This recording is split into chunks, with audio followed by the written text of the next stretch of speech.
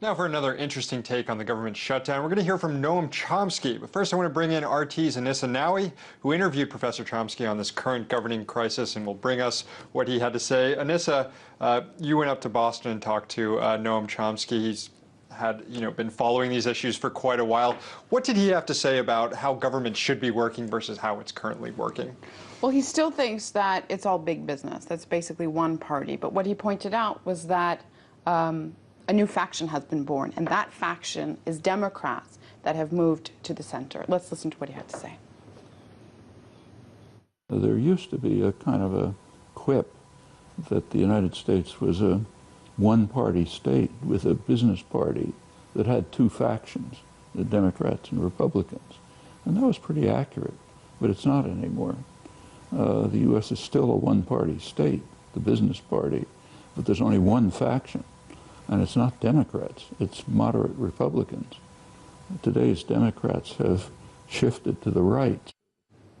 So he obviously thinks that there's been a shift. The interesting thing is that he's been around for so many decades, and we talked about that his position and what he's been talking about the U.S. government has stayed the same, but the parties are evolving. Yeah, and I think that's visible really in this debate when you have this shutdown spending number that both parties is essentially a conservative number that includes the sequester, and Democrats are willing to sign on board with it. It kind of lends proof to this idea that the Democrats have indeed shifted to the center. I talked earlier with Ben Swan about this and about how the media should be covering this. You know, fair and balanced reporting, we see the media blaming both sides for this. Did Professor Chomsky assign blame to any one particular side over the other in the shutdown? Chomsky is very clear that he thinks the entire situation is a farce. He doesn't hide that. But he did talk about how Republicans have gone so overboard. I mean, they've become something incredibly that almost shouldn't be real, that it's become such a farce. And he did talk about that. That's recognized by the most respected conservative political analysts. Norman Ornstein of the American Enterprise Institute, very right-wing foundation, is maybe the most respected political analyst on the right.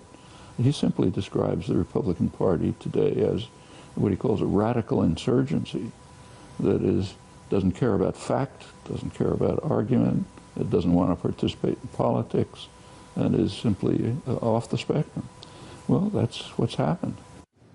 And that party is essentially who the president is trying to negotiate with. Right, and they've gotten us into this situation with the shutdown where they're now piecemeal funding the government. So it's no longer that they're talking about spending cuts. They're now opting in, choosing which programs to spend. And if we get to the debt limit situation, then it'll be the entire government that they'll pick and choose what we pay down and what we don't. That seems to be a pretty radical way that we haven't seen governing worked out. What else did the two of you discuss, you and Professor Chomsky? We discussed quite a lot internationally about what's happening, about U.S. foreign policy, and we talked about Iran, about the new president. Chomsky seems fairly pessimistic that we'll see any changes in Washington. He thinks all of it is in Washington's court right now. The ball is in Washington's court, but until basically the U.S., or he said the way he put it was the West, stops taking the U.S.'s lead in terms of finding a negotiated diplomatic solution and supporting Israel completely, there's no way that the situation is going to change. Interesting. He's certainly someone worth paying attention to. He's been right in the past. So,